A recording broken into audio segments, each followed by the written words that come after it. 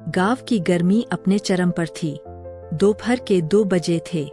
सब अपने अपने घरों में आराम कर रहे थे, पर एक घर था जहां दिलों में तूफान चल रहा था।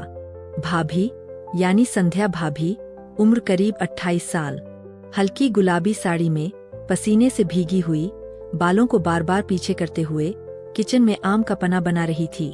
उनका पति रवि काम से बाहर गया हुआ था, अगले 2 दिन तक लौटने वाला नहीं था। उसी समय दरवाजे पर दस्तक होती है। टिक टिक टिक। संध्या भाभी दरवाजा खोलती है तो सामने देवर अर्जुन, 23 साल का, कॉलेज से नया लौटा, पसीने से लथपथ, कंधे पर बैग लटकाए।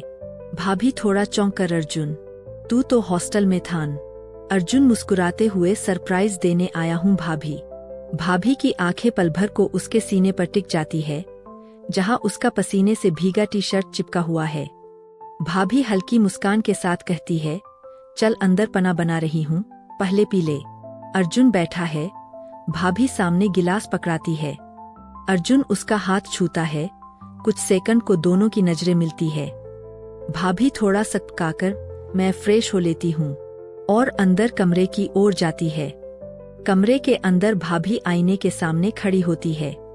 उसकी धड़कनें तेज है, ऐसा पहले कभी नहीं हुआ था। अर्जुन को देखकर कुछ अजीब सा लगा। वो बच्चा नहीं रहा और उसकी नजरें अब मासूम नहीं थी। कुछ देर बाद अर्जुन को आवाज आती है। बाथरूम का दरवाजा पूरा बंद नहीं हुआ और अंदर से भाभी की साड़ी आधी उतरी हुई झलकती है। अर्जुन की नजरें ठहर जाती है। वो खुद से जूझता है, कदम पीछे करता है, मगर फिर भाभी की आवाज आती है, अर्जुन दरवाजा बंद कर देना, हवा से खुल गया है। अर्जुन दरवाजा धीरे से बंद करता है और उसी समय उसकी उंगलियां भाभी की उंगलियों को छू जाती है।